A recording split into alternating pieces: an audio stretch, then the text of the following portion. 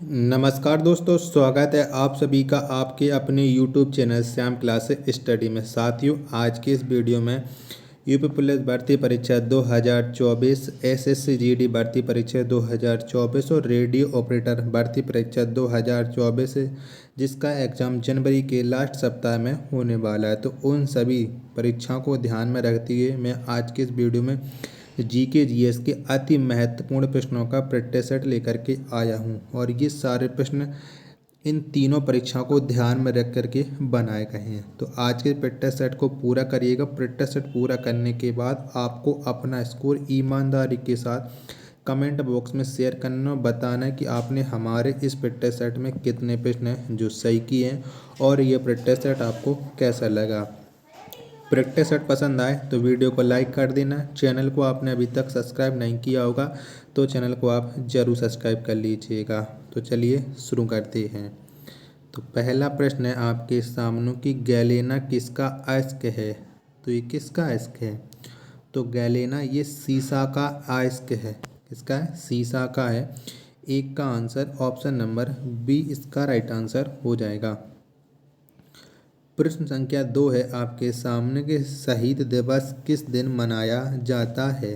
तो कब मनाया जाता है शहीद दिवस? तो शहीद दिवस प्रत्येक वर्ष 30 जनवरी को मनाया जाता है। 2 का राइट आंसर हो जाएगा ऑप्शन संख्या सी। और इस प्रैक्टिस सेट को आप अपने सभी दोस्तों के पास जरूर शेयर करना जो आपके साथ इन तीनों परीक्षाओं में सफलता पाने के लिए दिन रात मेहनत करने में लगे गए हैं, क्योंकि प्रैक्टिस सेट लगाने से ही आपका अच्छा स्कोर हो पाएगा। प्रश्न संख्या 3 है आपके सामने कि भारतीय संविधान पूर्णतः कब लागू हुआ। तो कब लागू हो गया था भारतीय संविधान पूर्णतः रूप से? तो ये 26 जनवरी 1950। कब? 26 जनवरी 1950 को भारतीय संविधान पूर्ण रूप से लागू हो गया था। 3 का आंसर हो जाएगा ऑप्शन संख्या डी। प्रश्न संख्या 4 है आपके सामने कि आगरा शहर की स्थापना किसने की थी। तो किसने की थी बताइएगा। तो आगरा शहर की जो स्थापना की थी वो सिकंदर लोदी ने की थी। 4 का आंसर ऑप्शन संख्या बी इसका राइट आंसर हो जाएगा।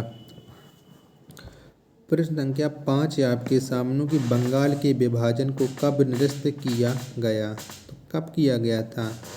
तो बंगाल का जो विभाजन निरस्त कर दिया गया था वो 1911 में किया गया था। 5 का आंसर ऑप्शन संख्या सी इसका राइट आंसर हो जाएगा। अगला प्रश्न है प्रश्न संख्या 6 कि महात्मा गांधी ने भारतीय राष्ट्रीय कांग्रेस की सदस्यता से कब त्यागपत्र दे दिया था। तो कब दिया था? तो महात्मा गांधी ने भारतीय राष्ट्रीय कांग्रेस की जो सदस्यता है इसे त्याग दिया था 1934 में। कब? 1934 में। 6 का आंसर ऑप्शन नंबर डी इसका राइट आंसर हो जाएगा। प्रश्न संख्या 7 है आपके सामने कि हैजा रोग किसके संक्रमण से होता है। तो किसके से होता है? जो हैजा रोग है ये जीवाणु के संक्रमण से होता है। 7 का आंसर ऑप्शन संख्या ए हो जाएगा। प्रश्न संख्या 8 है आपके सामने कि तुंगभद्रा किसकी सहायक नदी है। तो किसकी है? तो जो तुंगभद्रा है ये कृष्णा की सहायक नदी है। 8 का आंसर ऑप्शन संख्या बी इसका राइट आंसर हो जाएगा। नेक्स्ट प्रश्न प्रश्न संख्या 9 है आपके सामने कि दीनबंधु के नाम से किसे संबोधित किया जाता है, यानी किसे जाना जाता है, ये भी आपसे पूछ सकता है।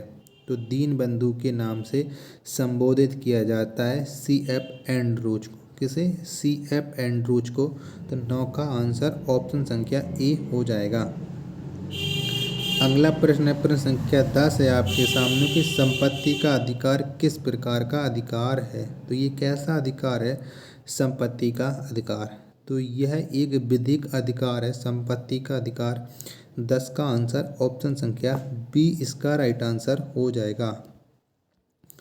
प्रश्न संख्या 11 है आपके सामने कि अरावली की सर्वोच्च चोटी का नाम क्या है। तो कौन सी है अरावली की सर्वोच्च चोटी? तो ये है गुरु शिखर। कौन सी? गुरु शिखर ये अरावली की सर्वोच्च चोटी है। तो 11 का आंसर ऑप्शन संख्या डी इसका राइट आंसर हो जाएगा।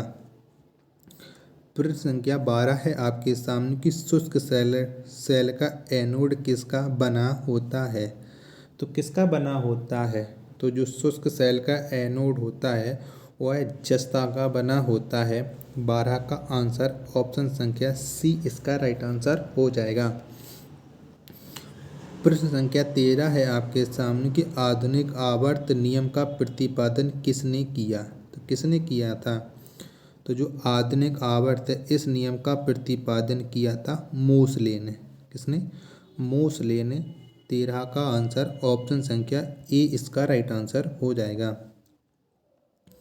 नेक्स्ट है प्रश्न संख्या 14 है आपके सामने कि भारत को राज्यों का संघ किस अनुच्छेद में कहा गया है। तो कौन से अनुच्छेद में कहा गया है? तो भारत को राज्यों का संघ ये कहा गया है अनुच्छेद 1 में। 14 का आंसर ऑप्शन संख्या ए इसका राइट आंसर हो जाएगा। प्रश्न संख्या 15 है आपके सामने कि सल्तनत काल में सर्वोच्च न्यायाधीश कौन होता था। तो कौन होता था? तो सल्तनत काल में सर्वोच्च न्यायाधीश होता था सुल्तान। 15 का आंसर ऑप्शन संख्या सी इसका राइट आंसर हो जाएगा। अगला प्रश्न है प्रश्न संख्या 16 है आपके सामने कि महाराष्ट्र का सुकरात किसे कहा जाता है। तो किसको कहा जाता है महाराष्ट्र का सुकरात? तो ये महादेव गोविंद रानाडे को महाराष्ट्र का सुकरात कहा जाता है। 16 का आंसर ऑप्शन नंबर डी इसका राइट आंसर हो जाएगा। प्रश्न संख्या 17 है आपके सामने कि मौर्य काल में शिक्षा का प्रसिद्ध केंद्र कहाँ था। तो कहाँ पर था बताइएगा। मौर्य काल में शिक्षा का प्रसिद्ध केंद्र तो ये था तक्षशिला। कौन था? तक्षशिला था मौर्य काल में शिक्षा का प्रसिद्ध केंद्र। 17 का आंसर ऑप्शन संख्या ए इसका राइट आंसर हो जाएगा। अगला प्रश्न है आपके सामने 18 कि लक्षद्वीप कहाँ अवस्थित है। तो कहाँ पर है लक्षद्वीप ये आपको बताना है। प्रश्न संख्या 18 का आंसर क्या हो जाएगा। तो जो लक्षद्वीप है ये अरब सागर में स्थित है। कहाँ पर है? अरब सागर में। 18 का आंसर ऑप्शन नंबर बी इसका राइट आंसर हो जाएगा। प्रश्न संख्या 19 है आपके सामने इग्नाइटेड माइंड्स के लेखक कौन है। तो किसने लिखी है यह इग्नाइटेड माइंड्स पुस्तक। तो इसके जो लेखक हैं वो हैं एपीजे अब्दुल कलाम। कौन है? एपीजे अब्दुल कलाम। 19 का आंसर ऑप्शन संख्या ए। प्रश्न संख्या 20 है आपके सामने कि भारतीय दर्शन की प्रारंभिक शाखा क्या है। तो कौन सी है भारतीय दर्शन की प्रारंभिक शाखा? तो सांख्य। क्या? सांख्य है यह भारतीय दर्शन की प्रारंभिक शाखा। 20 का आंसर ऑप्शन संख्या बी इसका राइट आंसर हो जाएगा। प्रश्न संख्या 21 है आपके सामने कि हरित क्रांति से सर्वाधिक प्रभावित होने वाली फसल कौन है। तो कौन सी फसल है बताइएगा। तो हरित क्रांति से सर्वाधिक प्रभावित होने वाली जो फसल है वो है गेहूँ। कौन सी है? गेहूँ है। 21 का आंसर ऑप्शन नंबर डी इसका राइट आंसर हो जाएगा। प्रश्न संख्या 22 है आपके सामने कि आकाश का नीला रंग किसके कारण दिखाई देता है। तो किसके कारण देता है? तो जो आकाश है और इसका नीला रंग ये प्रकाश के प्रकीर्णन के कारण दिखाई देता है। 22 का आंसर ऑप्शन नंबर डी इसका राइट आंसर हो जाएगा। प्रश्न 23 है आपके सामने कि ऑस्ट्रेलिया का कालीगुर्गी किसके लिए प्रसिद्ध है। तो यह किसके उत्पादन के लिए ऑस्ट्रेलिया का कालीगुर्गी प्रसिद्ध है। तो यह स्वर्ण उत्पादन के लिए प्रसिद्ध है ऑस्ट्रेलिया का कालीगुर्गी। 23 का आंसर ऑप्शन नंबर ए हो जाएगा। प्रश्न 24 है आपके सामने कि प्रोटीन का निर्माण कहाँ पर होता है। तो कहाँ पर होता है? तो प्रोटीन इसका निर्माण होता है राइबोसोम में। किस में? राइबोसोम में। 24 का आंसर ऑप्शन नंबर बी। प्रश्न संख्या 25 है आपके सामने कि रेलवे स्टाफ कॉलेज कहाँ पर स्थित है। तो कहाँ पर है रेलवे स्टाफ कॉलेज? तो यह बड़ौदा में स्थित है रेलवे स्टाफ कॉलेज। 25 का आंसर ऑप्शन संख्या ई इसका राइट आंसर हो जाएगा। अगला है प्रश्न संख्या 26 है आपके सामने कि भारत रत्न अलंकरण की शुरुआत कब की गई? तो कब की गई है? तो भारत रत्न अलंकरण की जो शुरुआत की गई है वो की गई है 1954 में। कब? 1954 में। 26 का आंसर हो जाएगा ऑप्शन संख्या सी। तो साथियों, अगर आपको ये प्रैक्टिस सेट पसंद आ रहा है तो प्लीज़ वीडियो को एक लाइक ज़रूर बनता है। चैनल को अभी तक आपने सब्सक्राइब नहीं किया होगा तो चैनल को आप ज़रूर सब्सक्राइब कर लीजिए, क्योंकि आप लोग प्रैक्टिस सेट तो पूरा कर लेते हो लेकिन चैनल को सब्सक्राइब नहीं करते। तो आपको ऐसा नहीं करना है, चैनल को ज़रूर सब्सक्राइब करना है। तो अगला प्रश्न, प्रश्न संख्या 27 है आपके सामने कि विज्ञान दिवस कब मनाया जाता है? तो कब मनाते हैं हम विज्ञान दिवस? तो प्रत्येक वर्ष 28 फरवरी को। कब? 28 फरवरी को विज्ञान दिवस मनाया जाता है। 27 का आंसर ऑप्शन संख्या बी इसका राइट आंसर हो जाएगा। प्रश्न संख्या 28 है आपके सामने कि पाचन का कार्य अंतिम रूप से कहाँ संपन्न होता है? तो कहाँ संपन्न होता है पाचन का कार्य अंतिम रूप से? तो यह संपन्न होता है छोटी आंत में। कहाँ पर? छोटी आंत में। तो 28 का जो राइट आंसर हो जाएगा वो हो जाएगा ऑप्शन नंबर डी। नेक्स्ट प्रश्न, प्रश्न संख्या 29 है आपके सामने कि हाइड्रोजन के समस्थानिकों की संख्या कितनी होती है? तो कितनी होती है? तो हाइड्रोजन के समस्थानिकों की जो संख्या होती है वो होती है 3। 29 का आंसर ऑप्शन संख्या सी इसका राइट आंसर हो जाएगा। प्रश्न संख्या 30 है आपके सामने कि विश्व कृषि एवं खाद्य संगठन की स्थापना किस वर्ष हुई? तो कब हुई है? तो विश्व कृषि एवं खाद्य संगठन की जो स्थापना हुई है वो 1946 में। कब? 1946 में। तो 30 का आंसर ऑप्शन संख्या ए इसका राइट आंसर हो जाएगा। अगला प्रश्न, प्रश्न संख्या 31 है आपके सामने कि मानव शरीर में क्रोमोसोम की संख्या कितनी होती है? तो कितने होते हैं मानव के शरीर में क्रोमोसोम? तो इनकी जो संख्या होती है वो होती है 46। कितनी? 46 होती है मानव शरीर में क्रोमोसोम की संख्या।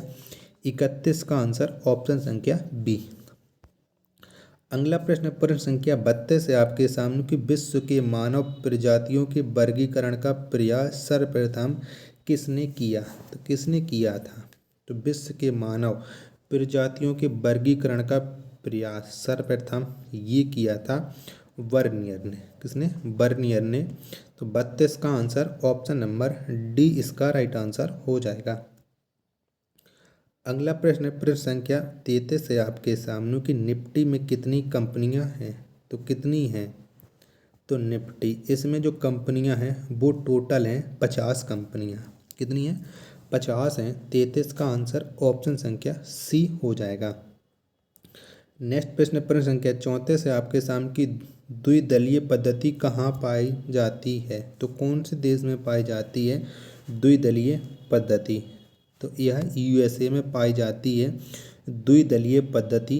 34 का आंसर ऑप्शन नंबर डी इसका राइट आंसर हो जाएगा। अगला प्रश्न, प्रश्न संख्या 35 है आपके सामने कि वन महोत्सव दिवस कब मनाया जाता है? तो कब मनाते हैं? तो जो वन महोत्सव है यह 1 जुलाई को मनाया जाता है। 35 का आंसर हो जाएगा ऑप्शन संख्या सी।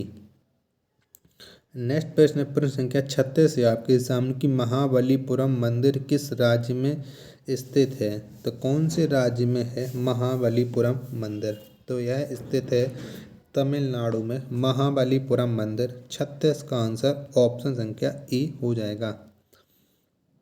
नेक्स्ट प्रश्न, प्रश्न संख्या 37 है आपके सामने कि पीर पंजाल दर्रा किस राज्य में स्थित है? तो कौन से राज्य में है पीर पंजाल दर्रा? तो यह अरुणाचल प्रदेश में है पीर पंजाल दर्रा। 37 का आंसर ऑप्शन नंबर डी इसका राइट आंसर हो जाएगा।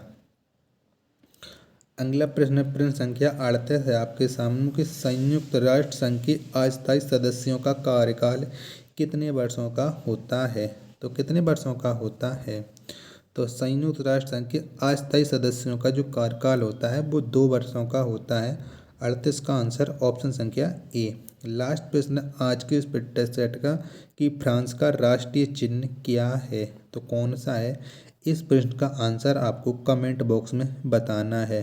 वीडियो पसंद आई हो तो वीडियो को लाइक कर देना। चैनल को आपने अभी तक सब्सक्राइब नहीं किया हो तो चैनल को आप ज़रूर सब्सक्राइब कर लीजिएगा। मिलते हैं अपन नेक्स्ट वीडियो तथा नेक्स्ट प्रैक्टिस सेट में, तब तक के लिए धन्यवाद। जय हिंद।